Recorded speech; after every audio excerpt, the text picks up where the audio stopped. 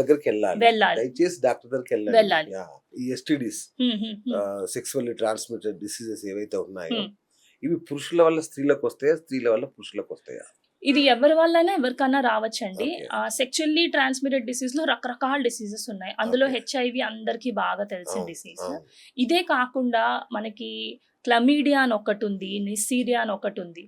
ఇంకా వాట్స్ పులిపురులు వస్తాయి చూడండి, అవునండి, అవి అవును. కూడా sexually shade virus, HPV virus అంటారు. అచ్చా. మనం క్యాన్సర్ సర్విక్స్ వ్యాక్సిన్ వేస్తున్నాం ఇప్పుడు, అవును. దాంట్లో ఈ హెచ్పివి వైరస్ మీద వ్యాక్సినే ఉన్నాయి. ఓ, కానీ ఎవరి దగ్గర నుంచి ఎవరికి వచ్చింది అంటే ఫస్ట్ ఎవరి దగ్గర ఉందో మనకి తెలియదు. తెలీదు. మోస్ట్ ఆఫ్ ద టైమ్స్ ఈ viral infections, especially sexually shade infections asymptomatic, అంటే ఎటువంటి సిమ్టమ్స్ లేకుండా ఉంటాయి. అవును, అవును. కానీ కొంతమందికి మాత్రం జెనైటల్ ఏరియా, అంటే వల్వ, యూరిన్ చేసే మ్మ్. ఏరియా దగ్గర, లెగ్స్ మధ్యలో స్పేస్ లో ఉన్న స్పేస్ లో ఆడవాళ్ళకి అల్సర్స్ లాగా, ఓకే. చిన్న చిన్న అల్సర్స్ లాగా చాలా వచ్చినాయి అంటే దాన్ని హెచ్ఎస్వి ఇన్ఫెక్షన్ అంటాం, herpes simplex infection. So multiple small చిన్న చిన్నవి చాలా కురుపులు ముట్టుకుంటే అసలు భరించలేనంత పెయిన్, అంటే వాళ్ళు యూరిన్ వెళ్ళేటప్పుడు కూడా ఆ నీళ్లు Pain. ఫాసెట్ తో వేసుకుంటున్న టైంలో కూడా భరించలేనంత సివియర్ పెయిన్ ఉంది అంటే అది హెర్పెస్ సింప్లెక్స్ ఇన్ఫెక్షన్. ఓకే. అలా కాకుండా ఒక్కటే లీజన్ కొంతమందికి ఒకటే చిన్న నాడ్యూల్ వస్తుంది, చిన్న కురుపు వస్తుంది. చిన్న కురుపు వచ్చి ఆ కురుపు వల్ల ఏం పెయిన్ లేదు, కానీ ఆ కురుపు 1 నెల నుంచి 2 నెలల వరకు ఉండి మెల్లగా హీల్ అవుతుంది అంటే దాన్ని సిఫిలిస్ ఇన్ఫెక్షన్ అంటారు. ఓకే. ఓకే. ఇవి కాకుండా కొన్ని డిఫరెంట్ రకాల కురుపులు ఉన్నాయి, అవి మధ్య చాలా తగ్గిపోయినాయి, రావట్లేదు. ఓకే. ఇంకా హెచ్ఐవి ఉన్న వాళ్ళకి ఇట్లాంటి సిమ్టమే ఉండాలని లేదు, వాళ్ళకి మల్టిపుల్ డిఫరెంట్ నోట్లో క్యాండిడియాసిస్ అంటారు, కింద వెజైనాలో క్యాండిడియాసిస్ అంటే నేను ఇందాక చెప్పాను కదా, పెరుగుగా డిశ్చార్జ్, ఇటువంటి వాటితో ప్రెసెంట్ అవ్వచ్చు. ఓకే. సో ఒక్కొక్కటి డిఫరెంట్ టైప్ లో ప్రెసెంట్ అవ్వచ్చు. Okay. విమెన్ లో అయితే ఇది, మగవాళ్ళల్లో అయితే కూడా హెచ్ఎస్వి మళ్ళీ సేమ్ అండి, హెర్పెస్ సింప్లెక్స్ అనే ఇన్ఫెక్షన్, మల్టిపుల్ చిన్న కురుపులు ఉంటాయి. ఓకే. సిఫిలిస్ అయితే సింగిల్ గా కురుపు ఉంటుంది.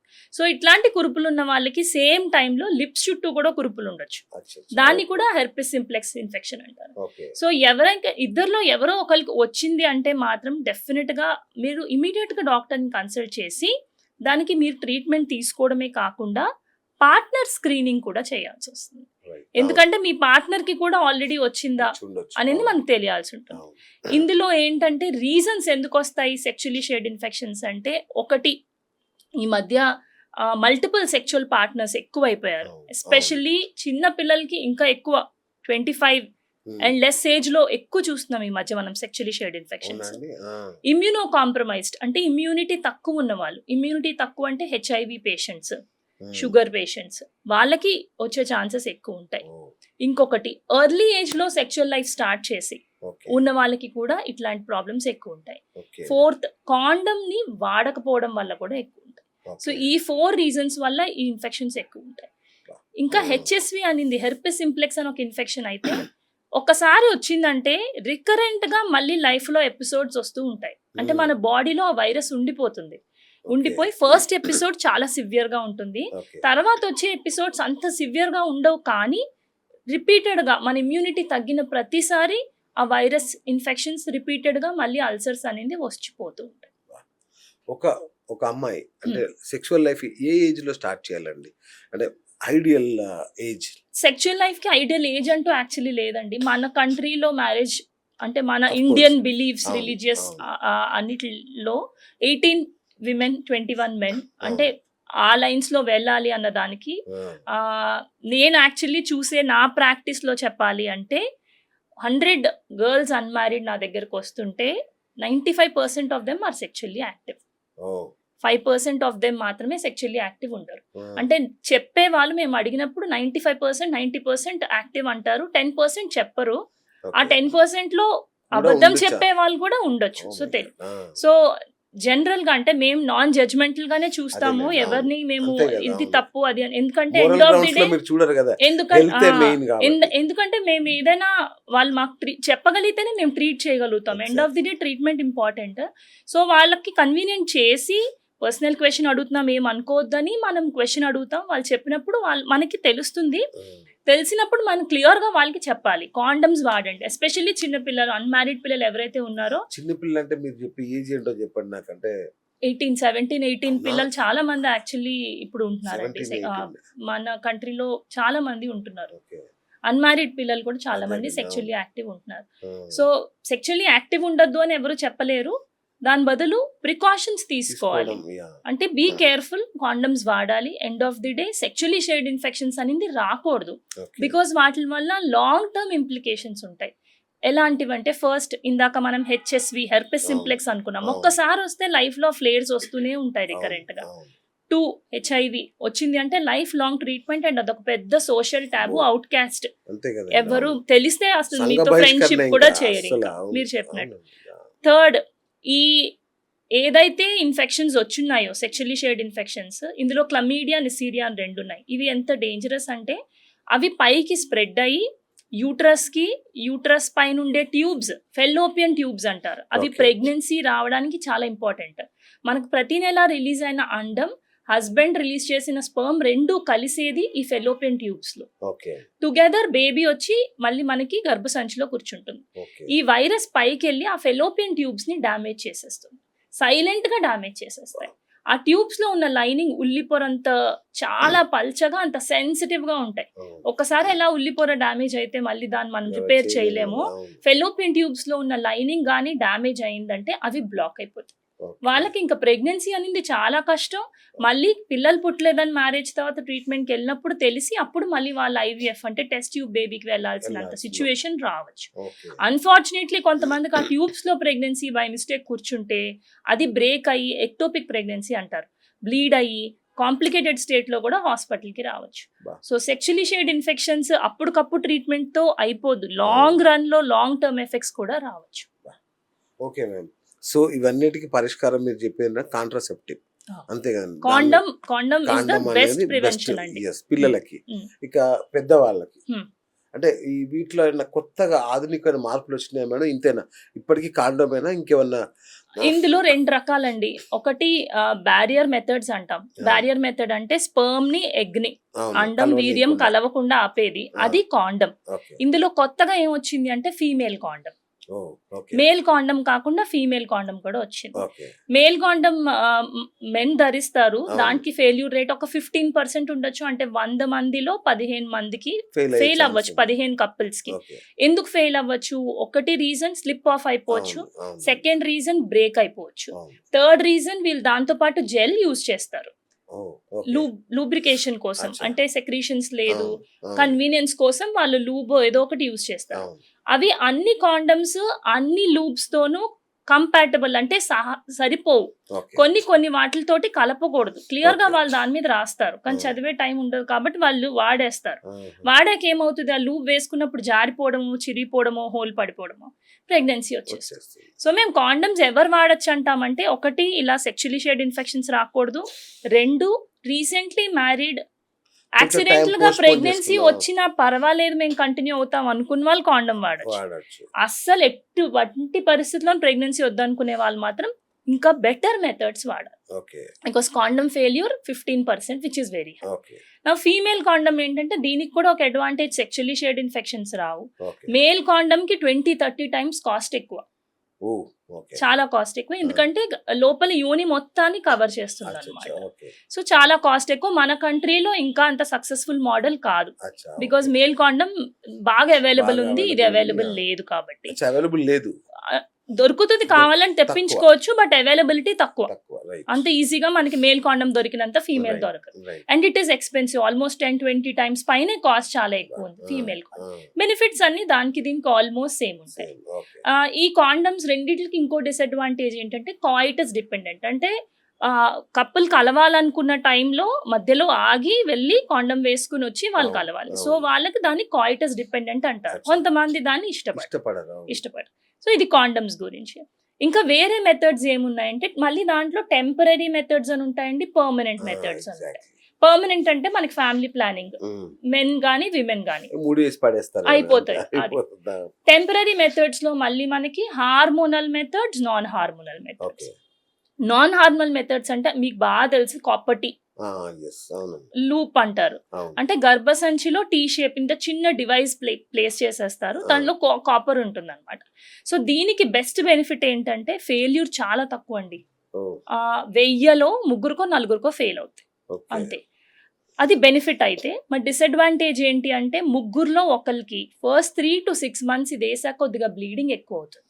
ఓకే. అది ఒక మెయిన్ సిమ్టమ్, మెయిన్ ప్రాబ్లం. దానివల్ల చాలా మంది వేయించుకోరు కాపర్టీ అన్నమాట. ఓకే. ఇంకొక మెయిన్ అపోహలు దీని గురించి చాలా చాలా చాలా ఉన్నాయి. కాపర్టీ వేసుకుంటే బరువు పెరిగిపోతాము, మాకు ఓకే. వద్దు అని చాలా మంది అపోహ అచ్చా. పడతారు. అది యాక్చువల్లీ నిజం కాదండి. అచ్చా. 100 మందిలో ఒకళ్ళు మాత్రమే కాపర్టీకి బరువు పెరిగే ఛాన్సెస్ ఉన్నాయి. ఎవిడెన్స్ ప్రకారం వేల మందిలో స్టడీలు చేసి చెప్పింది ఏంటంటే 100లో 1% కెన్ గెయిన్ వెయిట్. అది ఇంకా వేరే రీజన్స్ కూడా కలిసి ఉండొచ్చు. కానీ ఆ వేయించుకున్న వాళ్ళందరూ వచ్చి మేడం దీని తర్వాతే పెరిగామంటారు. బట్ యాక్చువల్ గా లేదు. అది మనకి ఏజ్ తోటి మనం విమెన్ పెరుగుతా ఉంటారు కాబట్టి ఆడవాళ్ళు అలా పెరిగి ఉంటారు. బట్ దీన్ని వాళ్ళు కోరిలేట్ చేసుకుంటారు. సో అది మిత్. కాపర్టీ వల్ల అందరూ పెరగరు, ఎవరో ఒకళ్ళు వెయిట్ పెరగచ్చు. నెక్స్ట్ ఏంటంటే ఫెయిల్ అవ్వితే, గర్భసంచిలో కాపర్టీ ఉంది, ప్రెగ్నెన్సీ ఫామ్ అయింది అంటే వీర్యం ఎగ్ కలిసిన ట్యూబ్ లో వచ్చి గర్భసంచిలో కూర్చోవాలి. కాపర్టీ ఉంది, ప్లేస్ లేదు, అప్పుడప్పుడు ట్యూబ్ లో కూర్చుండిపోతుంది. ఆ ఫెయిల్యూర్ రేట్ చాలా తక్కువ. 1000లో 3-4కే ఫెయిల్ అవుద్ది. బట్ ఫెయిల్ అయితే రాంగ్ ప్లేస్ లో ప్రెగ్నెన్సీ వస్తుంది. ఈ విషయం తెలియక పీరియడ్ మిస్ అయిన ఆడవాళ్ళందరూ మాకు కాపర్టీ ఉంది, మాకేం ప్రెగ్నెన్సీ రాదులే అని లేట్ చేసి వదిలేస్తారు టెస్ట్ చేసుకోకుండా. డాక్టర్ దగ్గరకు కూడా వెళ్ళరు, 2-3 నెలల తర్వాత వెళ్దామని. ఈ లోపల ట్యూబ్ లో ఉన్న ప్రెగ్నెన్సీ ఊరుకోదు కదా, అది బ్రేక్ అవుతుంది. సో అప్పుడు వాళ్ళు ఎమర్జెన్సీలో వస్తారు. సో ఒక పాయింట్ ఏంటంటే కాపర్టీ ఉన్న వాళ్ళు, రెగ్యులర్ పీరియడ్స్ ఉన్న వాళ్ళు పీరియడ్ మిస్ అయితే డిలే చేసుకోకండి, ప్రెగ్నెన్సీ టెస్ట్ చేసుకొని డాక్టర్ దగ్గరికి వెళ్ళండి. కాపర్టీ ఉంది కానీ 100% ఏది ఫుల్ ప్రూఫ్ కాదు. ప్రతిదానికి ఫెయిల్యూర్ రేట్ అనేది ఒకటి ఉండొచ్చు. సో అందుకని మనం కేర్ఫుల్ గా టెస్ట్ చేసుకుని మన సేఫ్టీ చూసుకోవాల్సి ఉంటుంది. ఇది కాపర్టీ. కాపర్టీ ఇస్ నాన్ హార్మోనల్ అండి. ఇట్లాగే ఆ డివైస్ ఇంకొకటి ఉంది, స్కిన్ లో ప్లేస్ చేసే డివైస్, ఇంప్లాంట్ అంటారు దాన్ని. దాంట్లో కూడా హార్మోన్ ఉంటుంది. ఇది దాంట్లో ప్రొజెస్ట్రాన్ అని ఒక హార్మోన్ ఉంటుంది. ఆ డివైస్ ని స్కిన్ లో, ఆర్మ్ లో చిన్న కట్టించి, ఎనస్థీషియా కూడా అక్కర్లేదండి, చిన్న మనకి ఇంజెక్షన్ ఎలా ఇస్తారు టీటీ ఇంజెక్షన్, అలా లోకల్ గా ఒక ఇంజెక్షన్ ఇచ్చి డివైస్ పెట్టడానికి ఒక స్టేపులర్ లాంటిది ఉంటుంది. మనకి ఎలా స్టేపుల్ చేస్తాం పేపర్, ఆ పేపర్ ని స్టేపుల్ చేయగానే చిన్న ముళ్ళు బయటకి ఎలా వస్తుందో, స్టేపుల్ చేయగానే ఇంత చిన్న డివైస్ వెళ్ళిపోతుంది స్కిన్ కిందకి. దాన్ని ఇంప్లాంట్ అంటారు. ఇది మన కంట్రీలో మనం ఎక్కువ వేసుకోవట్లేదు, బట్ అబ్రాడ్ చాలా మంది వేయించుకుంటారు. వేస్తే లేదు కాబట్టి 3 years to 4 years ఆ డివైస్ వదిలేయచ్చు. దీని ఫెయిల్యూర్ రేట్ కూడా కాపర్టీ లాగా చాలా తక్కువ, చాలా బాగా పనిచేస్తుంది. Device is also very good. మరి దీనికి డిసడ్వాంటేజ్ ఏంటి? అది ఇంత చిన్న రాడ్ లా ఉంటుందండి, 2 centimeters ఎంతో, 1.5 to 2 centimeters. తీసేటప్పుడు సరిగ్గా రాకపోవచ్చు, వేసేటప్పుడు ఈజీగా వెళ్ళిపోతుంది. తీసేటప్పుడు మనకి పెన్సిల్ లో ముళ్ళు ఎలా విరిగిపోతుందో అలా ముక్కల్లా విరిగి ప్రాపర్ గా రాకపోవచ్చు. దానికోసమని ఎక్కువ మన కంట్రీలో ఇంకా అది ఫేమస్ అవ్వాల. బికాస్ కాపర్టీ లాంటిది ఏం లేదు, థ్రెడ్స్ ఉంటాయి, థ్రెడ్స్ పట్టుకుని లాగితే ఫుల్ గా వచ్చేస్తుంది, ఇబ్బంది. సో ఇది డివైస్ హార్మోన్ ఉంటుంది అందులో. ఇంకో హార్మోనల్ కాపర్టీ లాగే మెరీనా అని ఉంది. అది కొంచెం కాస్ట్లీ కానీ అంత సేమ్ కాపర్టీ పని చేసినట్టే పనిచేస్తుంది. ఇంకొకటి ఏంటి అంటే ఇంజెక్షన్స్ అండి. చాలా మందికి తెలియదు ఇంజెక్షన్స్. ప్రతి 3 నెలలకి ఇంజెక్షన్స్ చేసుకుంటా పోవాలి ఆడవాళ్ళే. దీంట్లో అడ్వాంటేజ్ ఏంటంటే ఇంజెక్షన్స్ తప్ప ఇంకా మేజర్ సైడ్ ఎఫెక్ట్స్ ఏమి ఉండవు. అప్పటికప్పుడు అంతా బాగానే ఉంటుంది. కానీ ఆపేశాక అండం రిలీజ్ అవ్వడానికి కొంచెం లేట్ అవ్వచ్చు. అంటే ఇప్పుడు ఎవరైనా కపుల్ మాకు ఈ 1 year వద్దనుకుంటున్నాం, ఆపేక వెంటనే ప్రెగ్నెన్సీ కావాలన్నారు అనుకోండి, ప్రామిస్ చేయలేం. ఎందుకంటే ఆపేశాక ఇంజెక్షన్స్ అండం రిలీజ్ అవడానికి 3 నెలలు పట్టచ్చు, 6 నెలలు పట్టచ్చు, 1 year వరకు లేట్ అవ్వచ్చు. ఇప్పుడు కాపర్టీ లాంటివి అయితే తీసేశాక నెక్స్ట్ మంతే వాళ్ళు అండం రిలీజ్ అయిపోద్ది, they can plan pregnancy. Injections కి ఇది కొంచెం ప్రాబ్లం ఉంది.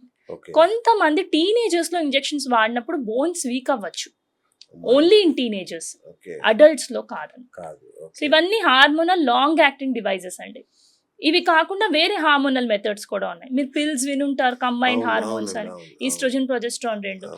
ఇవి అన్ని బాగా పనిచేస్తాయి. కానీ ప్రాబ్లం ఏంటంటే మీరు ఒక్కరోజు మర్చిపోయినా దాని ఎఫికసీ తగ్గిపోతుంది. ఒక రోజు మర్చిపోతే రెండో రోజు 2 కలిపి వేసుకోమంటాం.